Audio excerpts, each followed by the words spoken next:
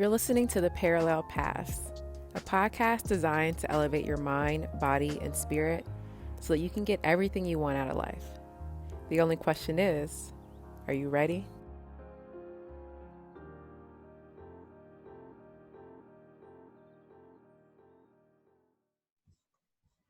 All right, welcome back to another episode of the Parallel Paths podcast. I'm your co-host, Makita Moore. I'm your other co-host, Claire McClendon. And we are joined again by Naheelah and her husband, Bamidele. Thank you all for joining us. We definitely have to do a part 2 after last week. Yes. For sure. Yeah, thank you guys for rejoining us. Awesome. And, we had already had this, part 2 planned after last week's discussion because there was still so much we wanted to talk about with you all and your move to Tanzania and just life living, this more African-centered life versus this more European influenced life over here in America. And we talked about the consequences of that, how you all have grown in, your understanding of self. But, this episode is also very timely because, your country just experienced a tragedy, an immense tragedy, another mark of this warfare that we're undergoing. Can you all explain to us, our listeners, what happened and the implications that has?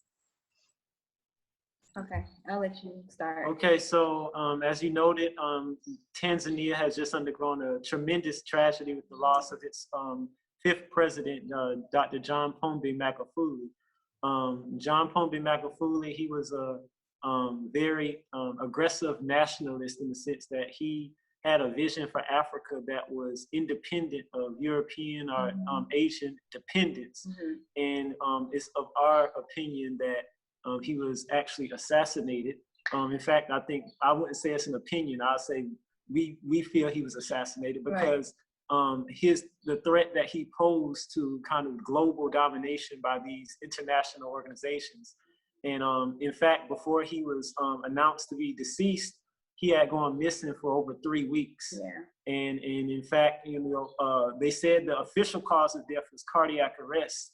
But again, the circumstances surrounding his death are still very unclear. In fact, it was people in his inner circle who had been killed prior to his death. Right. So within a few months of his death, it was 3 other individuals who were killed. Even if it was 4. Four, in fact, it was 4 other individuals who were killed. And there are really a lot of unanswered questions. And now they've replaced Dr. Magufuli with Mrs. Samia Hassan, and she's the first woman president of Tanzania. But again, we have to really, at moments like this, really think about what this means for the future of the continent, because without leaders like Magufuli, there's a high risk of the continent being recolonized and being run in ways that don't serve African people in any way. Right. So, and we had the fortune to attend his memorial on yesterday, and to go to the memorial and see how many people truly love this man. That's crazy. And honored him. Is really, it makes the pain that much deeper, because you get a sense of that he represented people who previously had no voice in government. People is literally fainting. Because some actually passed away at the memorial.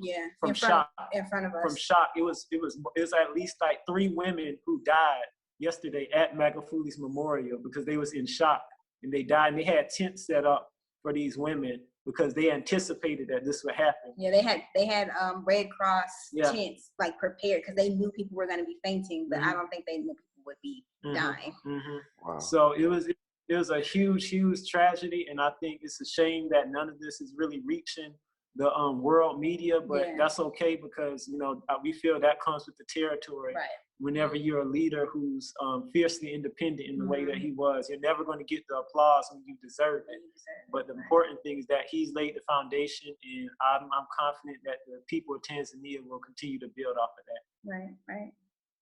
Wow. Man, heart definitely goes out to those people, man, because it's another great leader fallen. So, from the Marcus Garveys to the Mandelas, like, this is just another name on that list. Yes.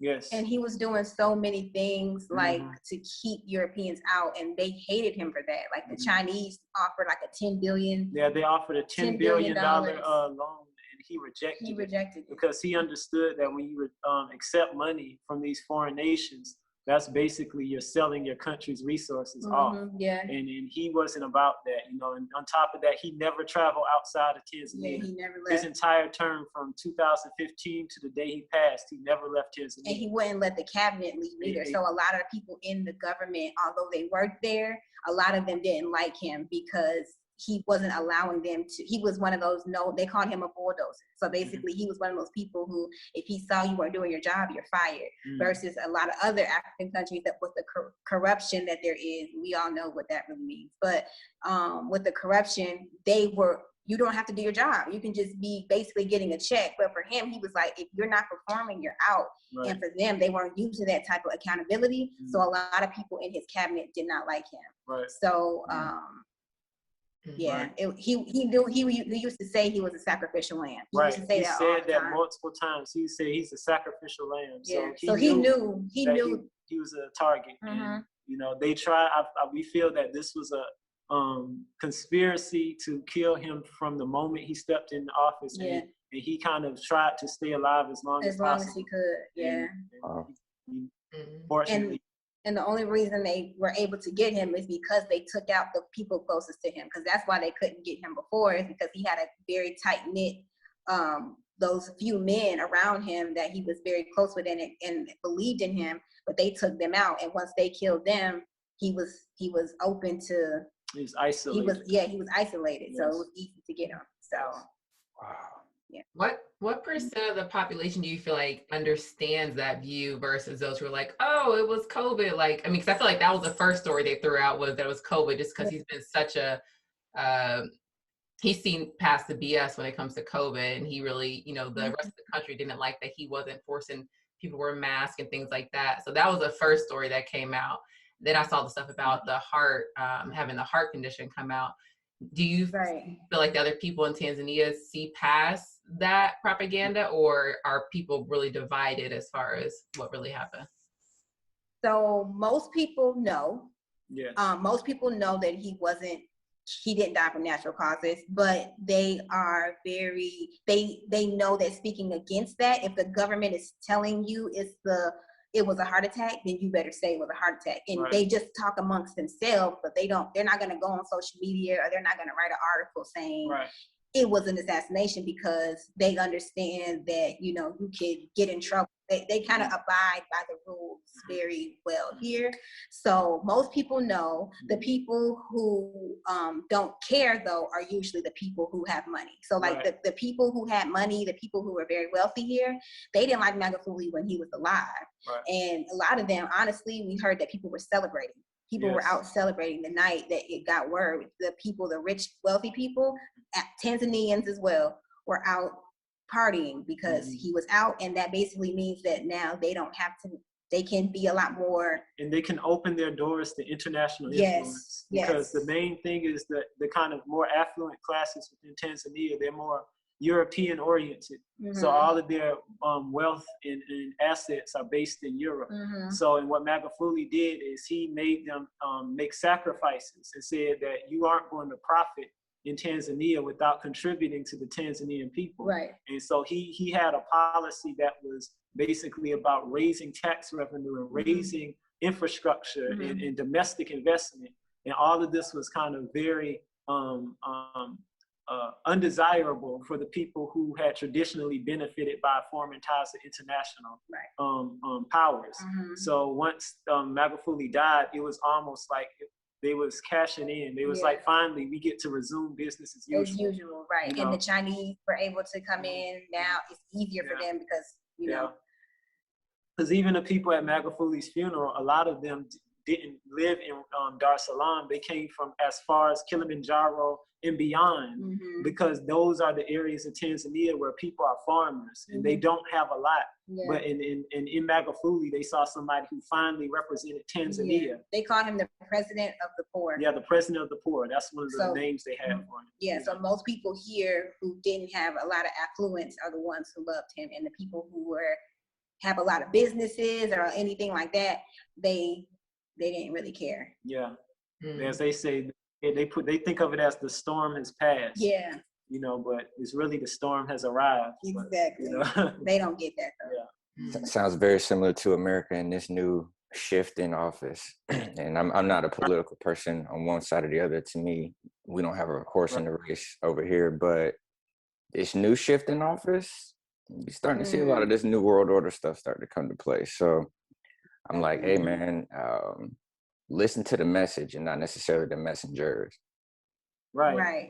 Yes. And he would have never complied with no new world order or anything. Like Yes. he had to be eliminated for that to happen. Mm. And Bill Gates, all of those people. So it wasn't even just like the Chinese or the Europeans. It was, they all had reasons to have him out. Right. Because there was no way he was going to comply. He literally just they would have had to kill him. Right, because the Guardian actually, they had an article that came out called "Africa Must Rein In Its Anti-Vaxxer President." This was like published on February 8th, and literally like a few days later, that's when Magufuli turned up missing. Yeah. And then the next time you heard about him, he was dead. Yeah. So put two and two together. Yeah. Makes sense to me. Well, we definitely honor him.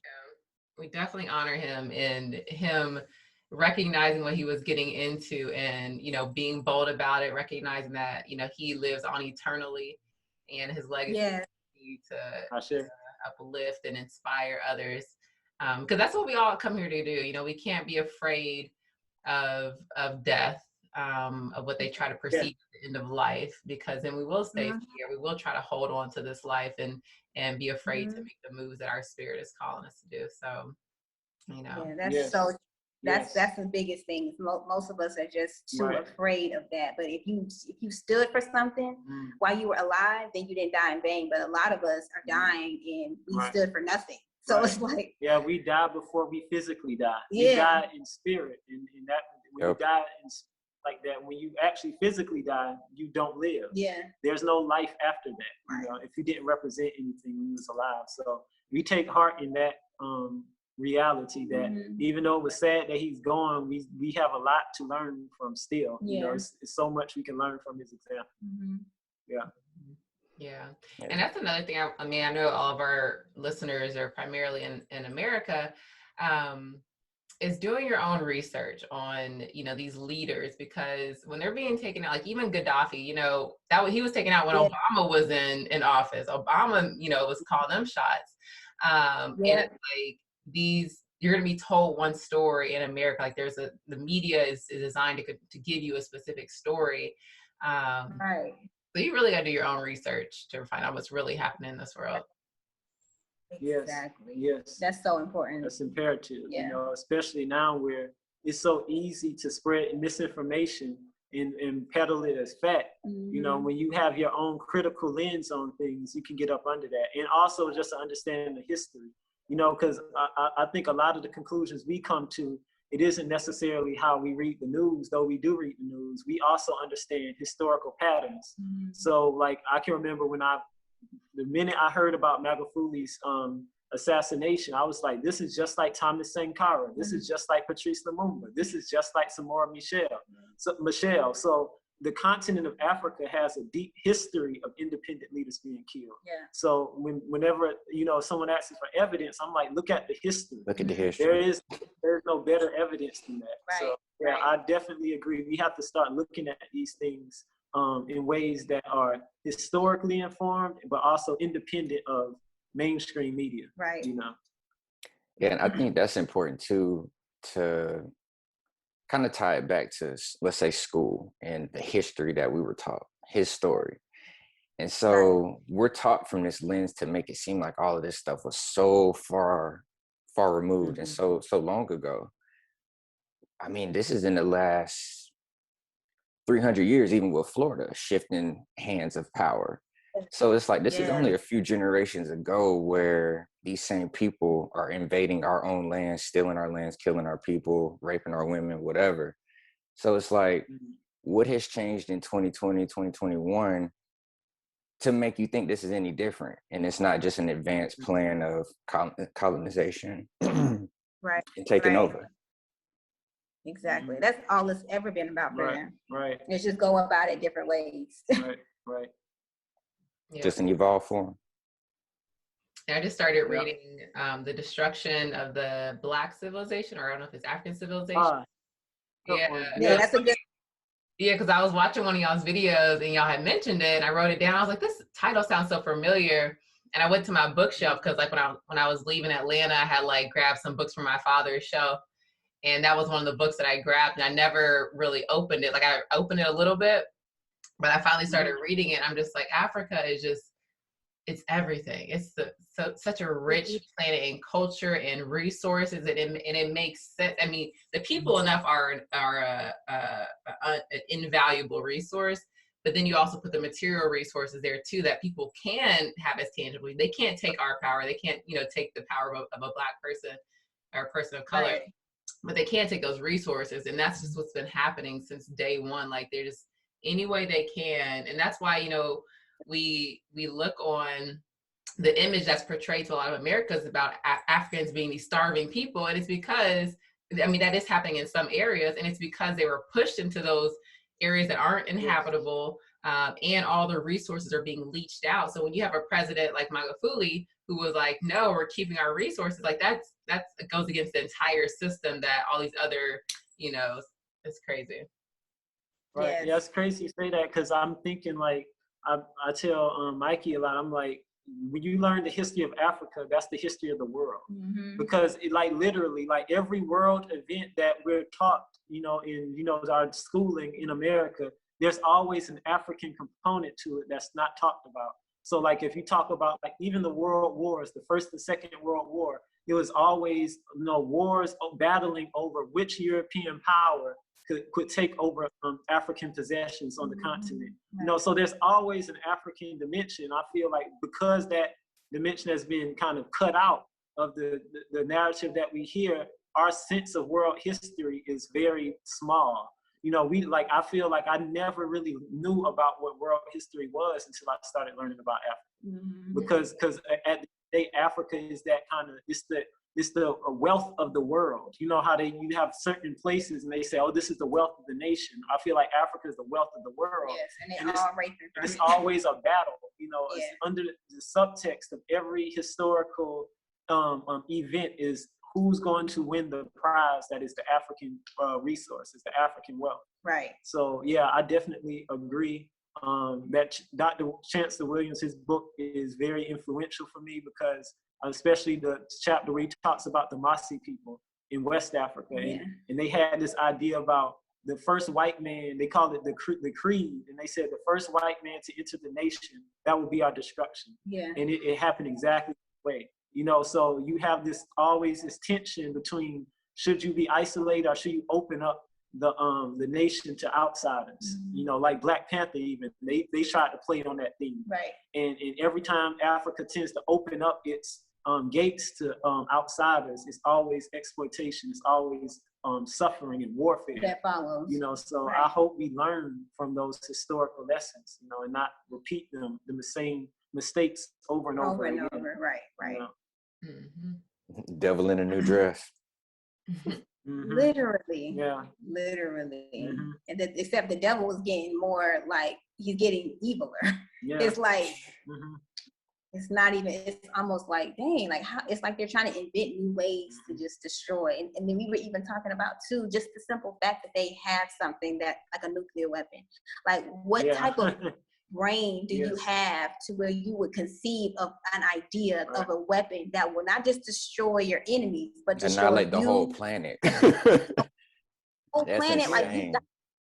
Like that's something that a lot of us don't like to sit and think about. But like when we were thinking about it in America, like, we're living in a nation that is okay with everything that we see around us just being obliterated. Right, because I was thinking, like, if there's anything that could make a culture irredeemable, it's the production of a weapon that can destroy the earth. Like, because I felt like once that weapon kind of was officially kind of created, it should have been a consensus worldwide that, okay, the culture that produced this weapon is now disqualified from any decision making in any arena of life. Because they obviously don't value life enough to not build a weapon that could destroy everything on Earth. Right. So, and the fact we're still living under the dominion of the same culture that created the nuclear weapons right now in 2021. And I feel like that's not meditated on enough, because I think if we were to truly meditate on that, we have to take action. But that, again, that runs up against that fear of death. You know, we fear death, so we submit to a life that is not even living. You know, and it kind of shows on how non-negotiable they are on things. Like if you will create something, because it's almost like, well, if we're losing and we're down and other people are winning, we're just gonna drop the bomb, because it's no point for us to live if we're not on top. It's no point to live if we can't destroy and kill and see it happening. So if we ever start to taking go everybody down, with us. everybody going down. Like with us, it's like, oh my God, like when you really sit and meditate on how evil that really is. I don't think we've ever seen evil like that before. That was just like, let's find something that will destroy the bees, the fish, the water, like everything would be gone, everything. So it's like, and it's forced people, I think. I'm sorry, go ahead. Oh no, go ahead, continue. No, I was gonna say, and I psychologically too, like just the existence of nuclear weapons, it's kind of forced people into this state of mind where they have to kind of wall off certain possibilities. Like you can't even incorporate that into your mind when you're making decisions, because it starts to become, you feel like you're powerless, because you say, well, okay, I can, you know, get national sovereignty. I can feed the nation. I can, you know, increase infrastructure, make sure the children have healthcare, education. Meanwhile, you have other people who just press a button and wipe all of that out. So it puts us, like, our lives become very inauthentic because of nuclear weapons. We can't even, you know, think about reality as is, because if we try to think of it as is, it paralyzes. It paralyzes. So, and I think that was part of the intent of that. It was like kind of to put this kind of shadow over everything, you know, and as long as that shadow hovers over everything you do, you'll always know, don't take it too far, because remember, the people with the access to the codes, they can press the button at any moment and wipe out everything that you fight for. You know, and I remember they made like a whole big thing when Biden was given the suitcase with the codes, and it was like, Biden has been given the codes. They call it the nuclear football. They call it like it's a sport. Like it's a sport. The faith of the world is now been reduced to a sport, you know, and so in the language they use, you can tell this is something that's not even, they don't even fathom what they're saying when they use these phrases. You know, you're talking about football, nuclear football. Meanwhile, you're talking about destroying not only the families of your enemy, but your own family. So they don't value their own lives. And this is why we refer to them as a death-centered culture. It's like they literally are death-centered. They center everything they do around the fear of death and just death in itself. So, Well, I mean, we talk about meditating on certain things and certain things being unfathomable to us, but like even with the Holocaust and what we're taught about that's just one group of people or whatever, but nobody ever talks about people of color who have been in that same type of mass genocide times. Who knows what the number is, and it just gets swept under the rug or overlooked. It's like, well, no, there was no mass genocide here on North America. We just found this land when Christopher Columbus came, and it was all vacant. Like, it's mind-blowing to me, honestly, that nobody has questioned this more or whatever. And like you said, the power's in the people, but like Makita said, you can't take our power from us, but these things like the nuclear weapons and these things take that power away, because it's a distraction in a sense. So for us to really be able to come together, people got to start knowing themselves. They really got to start tapping in. And I mean, kind of said it earlier, but really using that inquisitive mind and like question some stuff. Like Makita said, research everything, look up some stuff. And the more you start to question, stuff will find you. You don't even have to look up some of this stuff for you to see a headline and know that it's some BS. Right. I agree. We don't practice the art of asking the right questions. Because I think we're trained, even in our academic lives, we're like, what is the answer? Just find the answer. Right. If you can find the answer and pass the test, what's nothing else to discuss? Exactly. But sometimes when you ask the question, you find that the answers you're getting doesn't really sufficiently capture what you're dealing with. Right. You know, so once you rephrase the question, it's like, okay, I'm asking something deeper. So I'm not asking, did America make a mistake when they invade and bomb this country? I'm asking, what gives America the right to invade and bomb this country? So that's two different questions. But I feel those type of spiritual or moral questions, they're kind of put off the table, because once you start to raise those type of questions, now you start to feel, okay, these people who are doing these things in my name are doing these things with the kind of image of innocence. They aren't just mistaken or misguided. These are evil people. These are people with ill intent. These are people who mean my destruction. Right. And we have to start looking at it like that. We have to acknowledge we have enemies. You know, our job isn't to try to get people to embrace us. Our job is to defend ourselves and the people we love. Right. That's the only job we have. And you're going to make enemies doing that. And you're going to make enemies, yes. In a death center culture, if you want to preserve the life of your family, you're going to have enemies. So it's like, let's get away from that. Trying not to create enemies and trying to tiptoe around things and just say, this is my agenda. If it creates enemies, cool. Right. That's a part of the process. Right. Yeah. And how do you, being parents, how do you all, communicate these truths to Mikey, to your son? And does he fully understand the risk of living in truth and going against the system? What goes along with that? How do you all communicate this to him? That's a good question. Do you want to? Okay, yeah, that's a very complex question. Yeah. I think because it's very interesting when you think about it from a child's perspective, especially because he's at an age now where he's communicating with us about these very heavy topics about the world. And then he also has to communicate with his peers a lot of times who may not be talking about the same things. Who are not. Who are not talking, 9 times out of 10, they're not talking about the same thing. So, and that sometimes can create this kind of sense of alienation. Yeah. And I think our job as parents is to kind of tell him that even though he may feel that sometimes we're talking too much about something, or we're trying to take the fun out of his childhood, we always remind him that we tell him these things because we don't want him to grow up into an adult who is maladapted and dysfunctional, because his grasp of reality is like not good. His grasp of reality is loose, right? And he's kind of looking for nurturance in all the wrong places. So our teaching of him, it always begins with self-love. Before we even get to what's going on with the world, we try to instill in him a love of his Africanness, a love of his natural self. Right. And out of that self-love then comes these kind of more political and social visions of like what he wants to be as, a family man, what he wants to be as, a father, what he wants to be as a person who has a business. All of these things that we feel, if you don't have that core of self-love, then you're really you're training, but you're not truly educating. Right. And I think I've talked this about him before, is you're an adult longer than you are a child. Right. So my job as a parent is to make sure that you're a healthy adult. I don't want to focus too much on, making sure your childhood is the best, because you're only a child for maybe 17 years,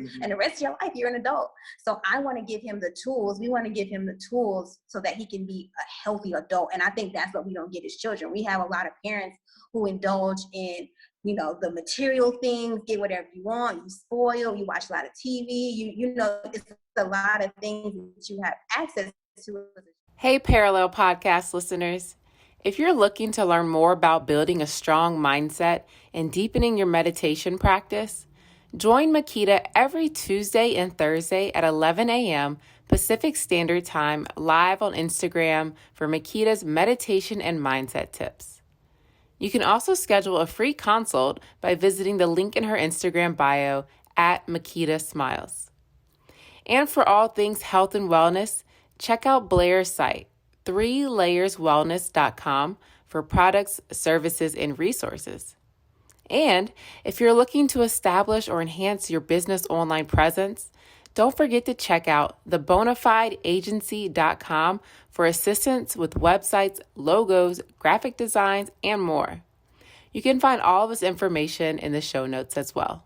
So yeah, so most of your life, you're an adult.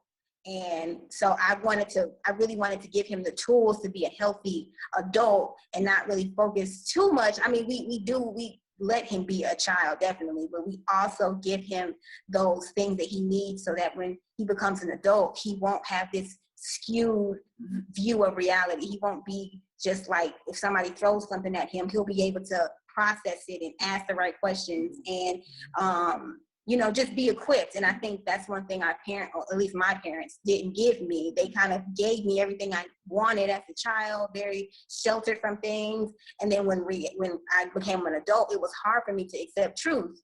Like I was kind of hostile to truth in a way because I wasn't given it as a child. I was kind of, they even like a lot of parents too, they kind of go on these things where they kind of lie to their children. They tell them about Santa, or they give them these false sense of reality, and then they wonder why the child grows up and they can't accept truth. They become liars. They're like, but you lied to them for the first 10 years of their life and tell them that a white man was buying them presents. So it's like, a lot of things that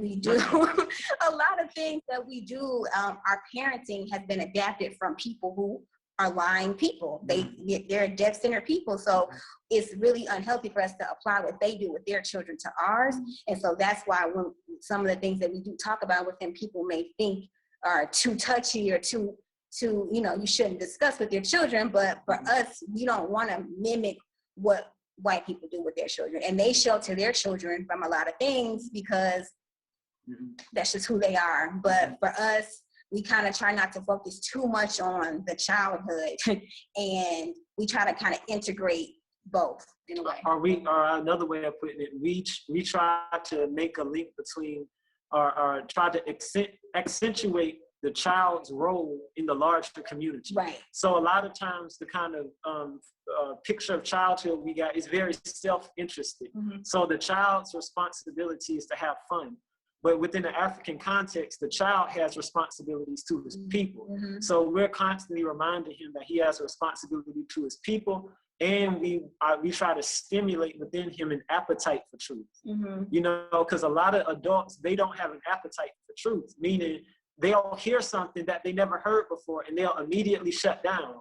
So we wanted to make sure that how we have conversations and how we model, me and my wife, like he like hears conversations we have, that he becomes an adult who understands that it's valuable to talk about truth. There's an intrinsic value in talking about truth. There doesn't have to be any type of practical gain for you to speak truth, because the gain is always spiritual, and then that can be transferred in practical ways. Right. So it's a part of your psychological health, we feel, to constantly be exposed to and intaking truth.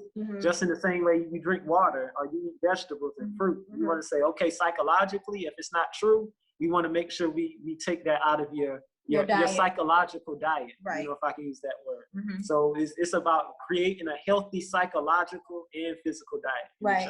And we're learning as well as we go. So, we look to elders and we look to other people to kind of give us the guides. And we also see the children here. The children here are so much more mature than the children in the US, because it's like just their demeanor, everything about them is just like, how old did you say you were?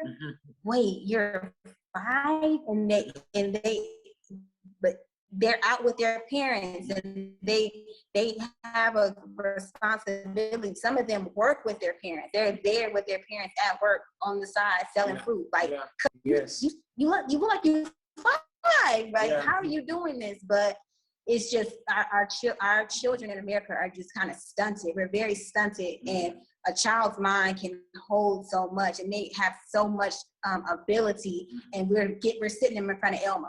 Yeah. And it's like, what? Or it says, like giving them big, like dumbed down stuff, and then we have dumbed down adults. Yeah. Well, I mean, I think that ties back to even the schooling here. it's a work in progress. It's a balance. You try to balance. It does. Yeah, definitely. Because schooling, I feel like that's the leading kind of agent of self-hate in a lot of African children, you know, and a lot of the self-hate is undiagnosed because the parents are self-hating. You know, you see what I mean? So you have parents who hate themselves. So they're not in a position to really discern the self-hate in their children. So, and part of that self-hate is the environment that you're in. Like if all the influences you have is just on a repeat echo that you contributed nothing to society, you are of no value. You don't see pictures of yourself that are affirmative and positive. You see pictures of slavery. You just see pictures of slavery, and your historical memory doesn't reach beyond that. Right. Then you're going to come away from that experience with a very diminished sense of self. Yep. And that's why it's so critical for our son to be exposed to African environment, because when he goes out into the world, he feels that he's the norm. Yeah. He doesn't feel that he's somehow out of place, you know, and it's so tragic. I think sometimes when I see these children who suffer from self-hate, and then I hear what their parents say, and then I make the connection, and I'm like, wow, they're unprotected. Like they have really nowhere to run to. They're under siege in a sense. Yeah. And that's part of the motivation why I started homeschooling and kind of pushing this idea of communiversity, meaning families learning, because I feel until parents intervene in that process and say, okay, we're going to be in charge of the cultivation of our children. We're not going to entrust people who are intent on destroying us with educating our children. Until we take control of that, when we're not taking control of our future. Right. You know, like we're just basically rendering to the other people. Yeah, and I think that's huge, and I commend you all for that, because a child is most moldable in that first 7 years. So, you know, throwing them in a daycare or throwing them in kindergarten, first grade, they're being programmed right away. And like you said, it's almost putting them in a box, like you're in a box classroom. So you're not in nature, you're not exploring different cultures and getting hands-on learning and being able to physically do different things and tangibly touch different things. So I definitely think it stifles the development, and that's such an early age. And like you said, their mind, I mean, they can pick up a second language as a kid like it's nothing.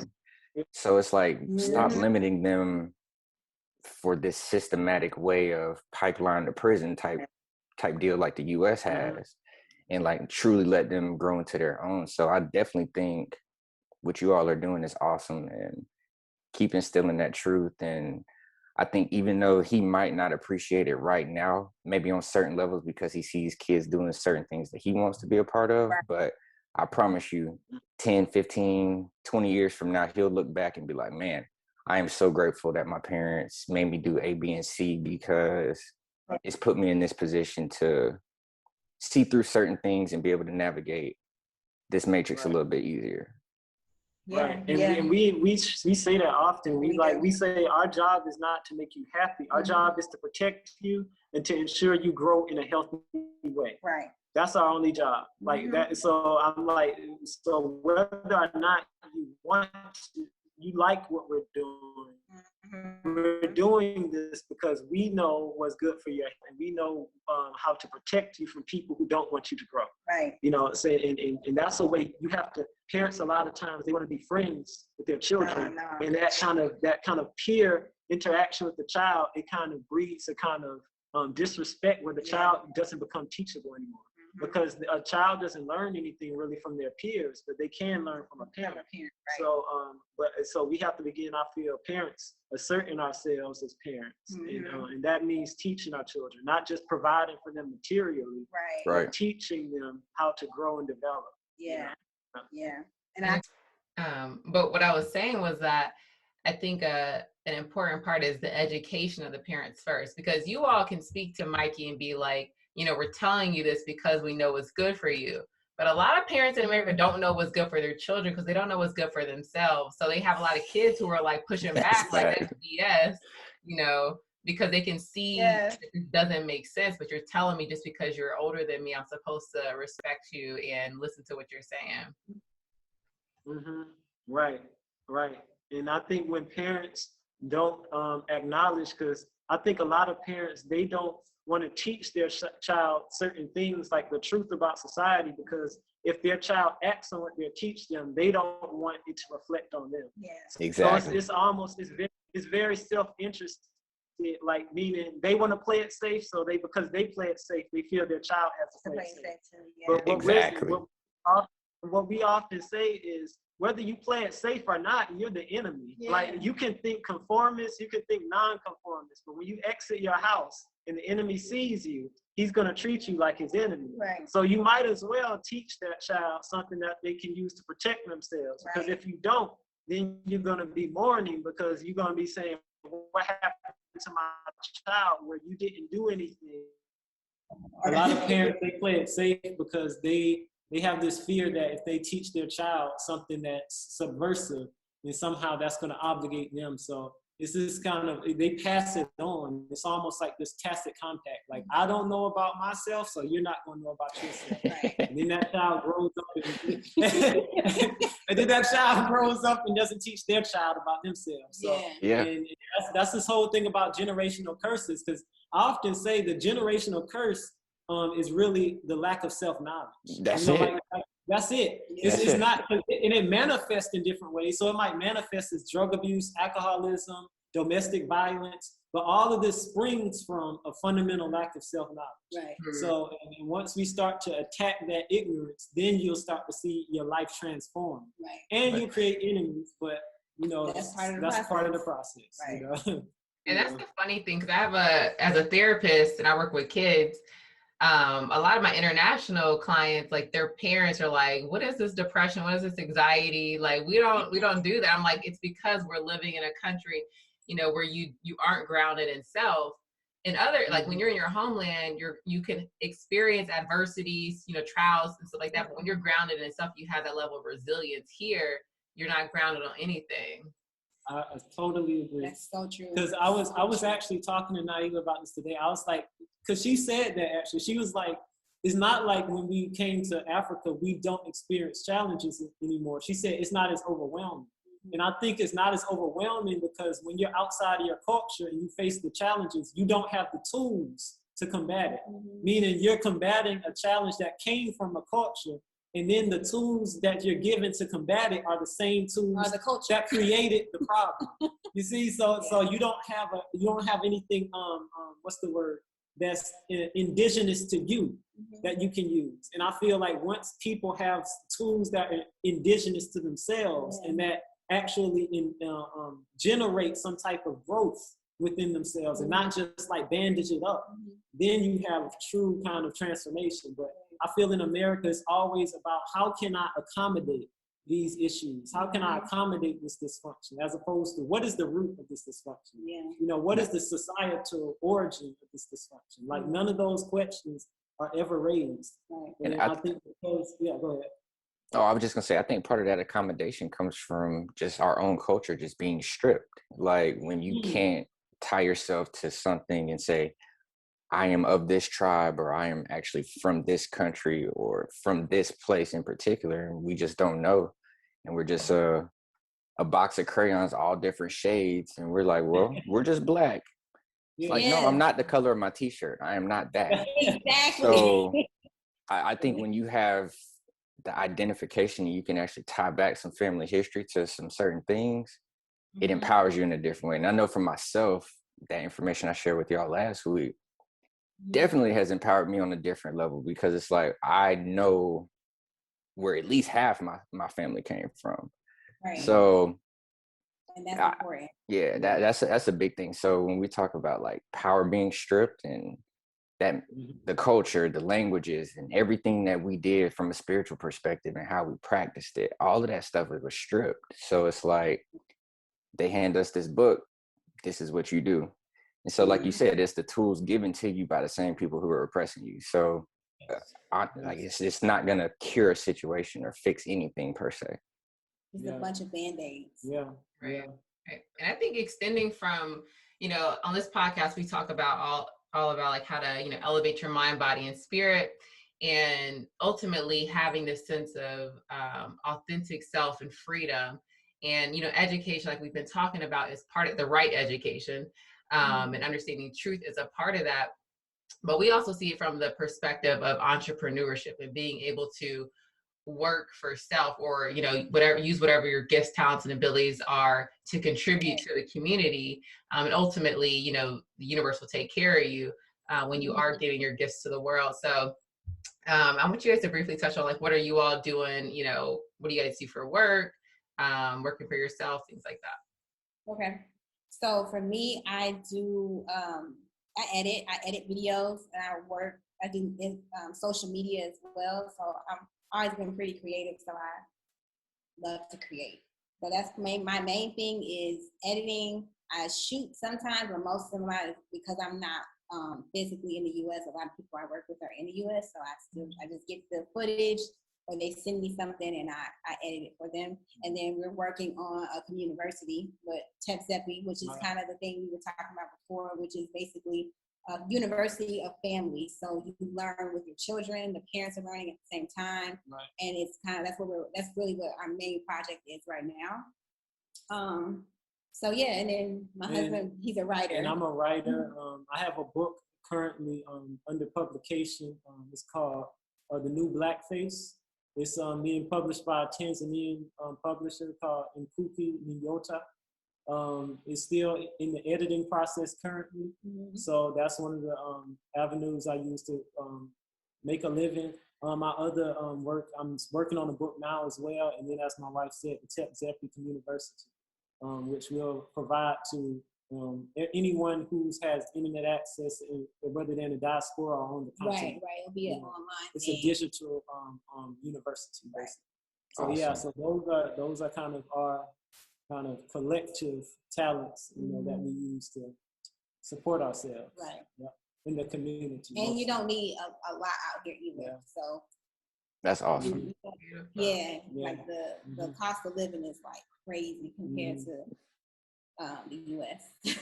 Expand on it a little bit more. Kind of give us some price points in comparison to, like, let's say the typical home, what you might spend there versus here, maybe even grocery bills and electricity, whatever comes with living.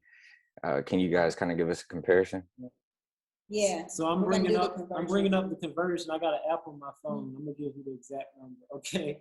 So $1 US is equal to 2,318 Tanzanian shillings, T shillings they call them. Right. So basically, we say, like, when we was in the U.S. monthly, we would pay about $1,400 rent per month for a 3-bedroom townhouse. For a 3-bedroom townhouse with plywood structure, like I'm paying that for a studio apartment right now.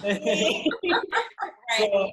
So that's how much we was paying in Stone Mountain, and that's not even a rich area. Yeah, that's like the hood to some people. Hood, yeah. So so now in Tanzania, we pay about that same amount, but for 3 months here.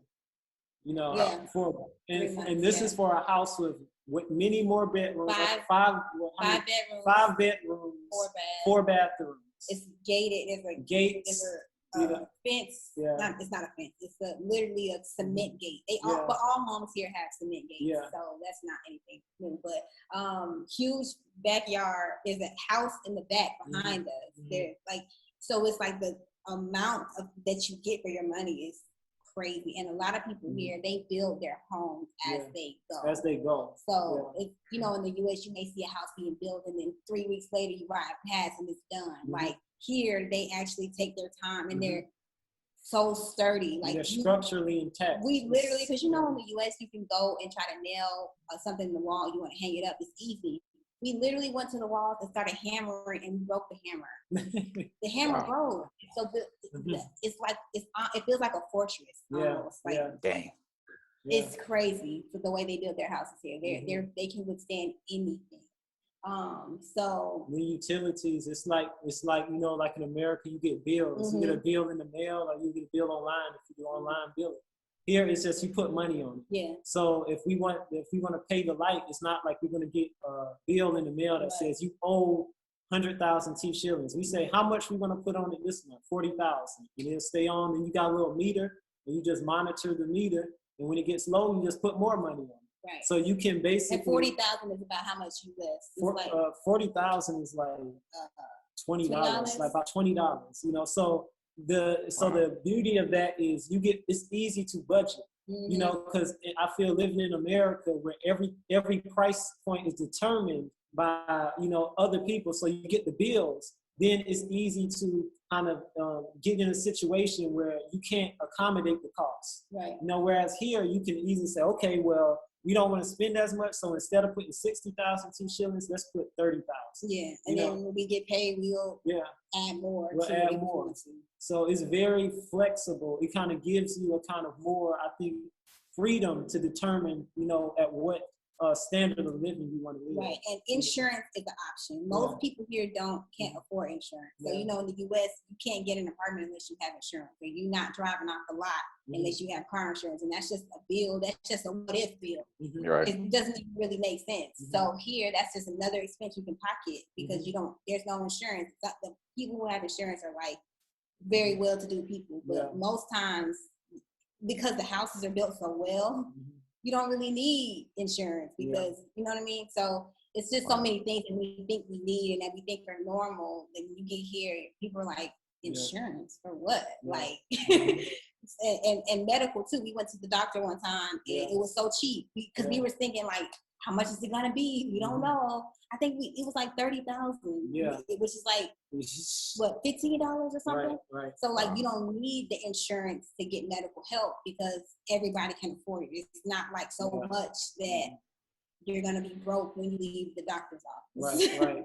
It's no kind of like big process where you have to like ask if you within the network and you know all of that, you know, bureaucusy. Like none of that is involved. It's very direct. You know. Right, food is very cheap. They do have grocery stores, but most people don't shop. Most like the local Tanzanians, they don't even shop at grocery stores. They shop locally, like on the side of the road. So grocery stores are kind of for more like the Tanzanians who want to be Americanized.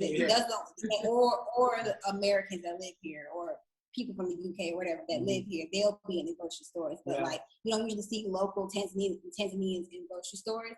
They buy locally, and locally is like so cheap. So cheap. Yes, very cheap. You can buy a whole bushel of bananas for like 28 cents or something. Yeah, it's very cheap. Crazy. Like a bushel, right? You hang it up. This move is a no-brainer. Travel is very easy because we don't have a car living here, but like we can literally go walk outside our house, flag down somebody on a motorcycle. Or call them bodas. They call them bodas. Yeah. Or bijajis. It's like these little cars. I don't know how to explain like it. Look like a beetle, like an old school beetle, but it's got 3 wheels on it. Yeah. But they drive. Oh, like the little tuk-tuks almost? Yeah. Okay. You get them in India a lot too, I think. Yeah. So we can just walk outside, flag one of those down. We can tell them where you want to go, and they'll be like 10,000, which is what, maybe like $3, $4 to go places. And so it's so easy to get around. It's beautiful, and we like not having to drive because you know in America driving is stressful. So depending on where you at, it can be stressful for real. Yes. Well, I was in Atlanta, so it was horrible. Yeah, people don't know how to drive either. People don't know how to drive in Atlanta.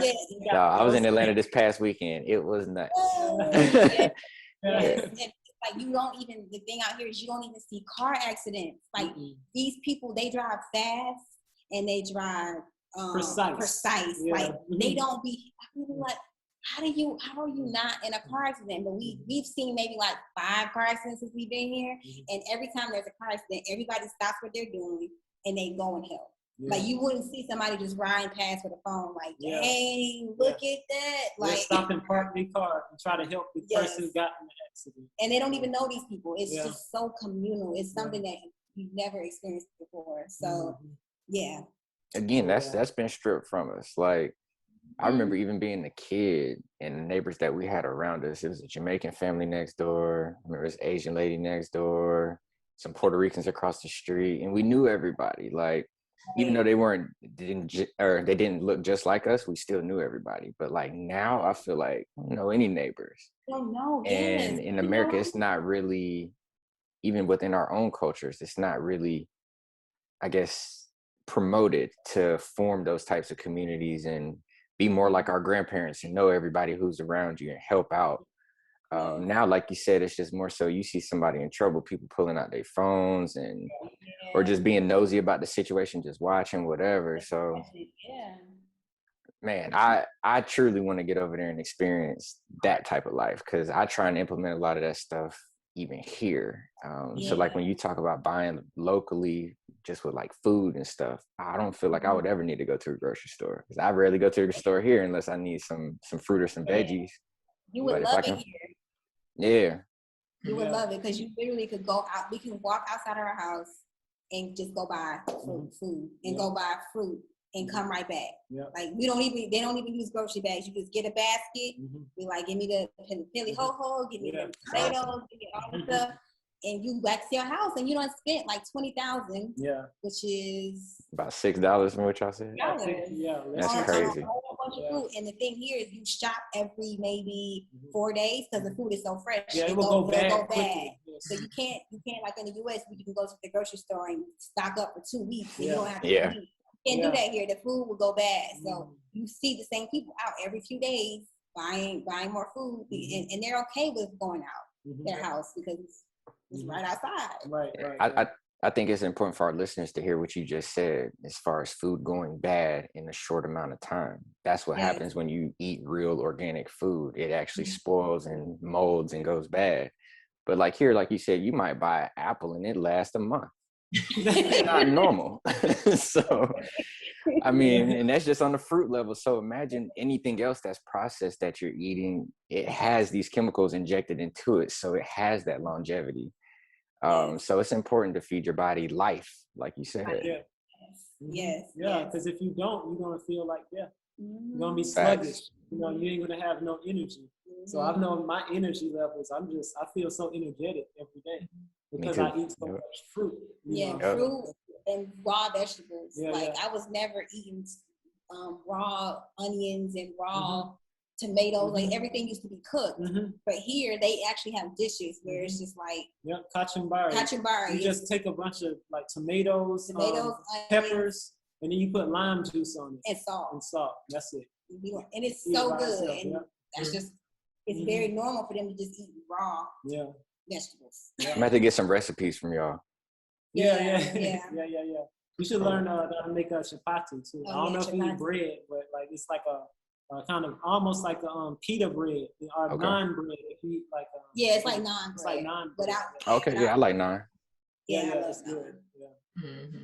Cool. Well, I definitely see. I definitely continue to collaborate with y'all, whether it's doing like some couple stuff, because your relationship with one another and how you all have grown individually and as a couple, it's really that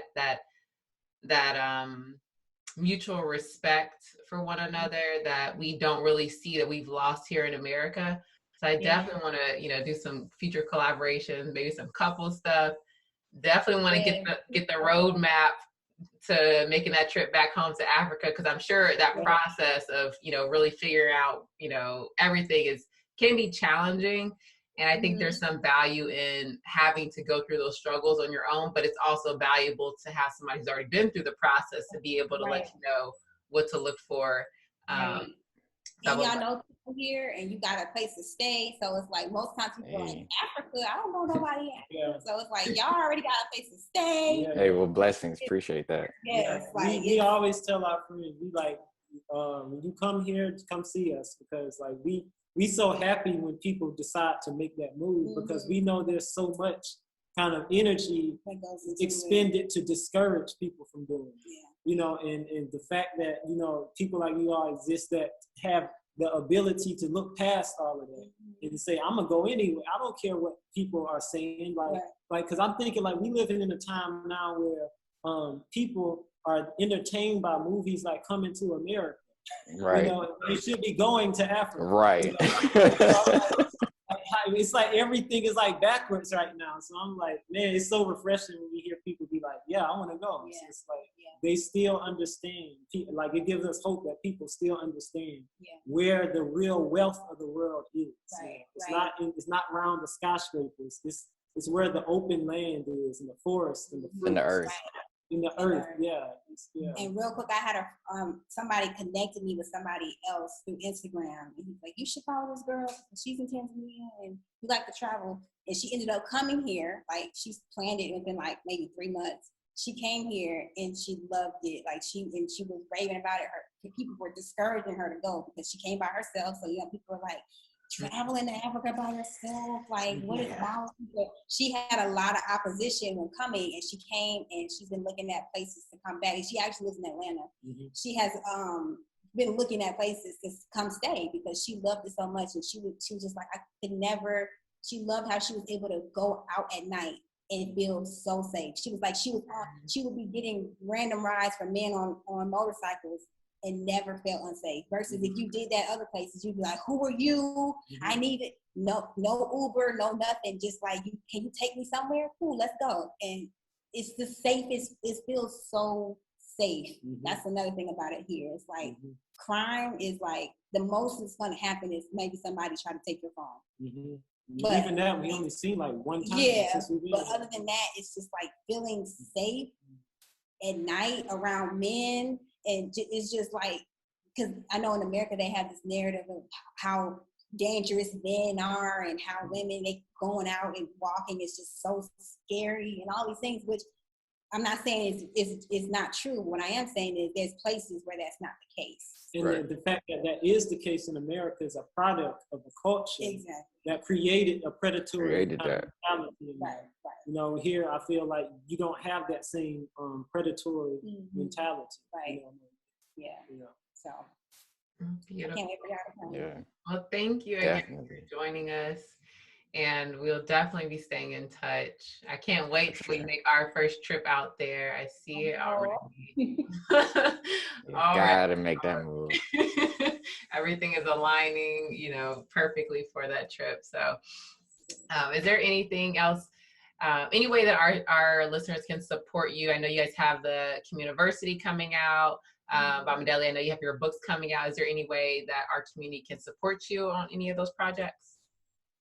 We are accepting donations for the Texas Communiversity just because it's a lot of work to edit and shoot everything. It's kind of time consuming, but that's about pretty much it. Or just, follow the journey and share with people, because that's really why we are so appreciative of you guys, is that you're highlighting what we're doing and showing people that it's possible, because that's really all we want. We just want people to see that it's possible and have that desire for something more meaningful in life. So if you could just share it, that's really all we care about. It's for inspiration. It's not, it's like the kind of individual gain we have is less important, we feel, than the idea of our people liberating themselves from ways of thinking and ways of living.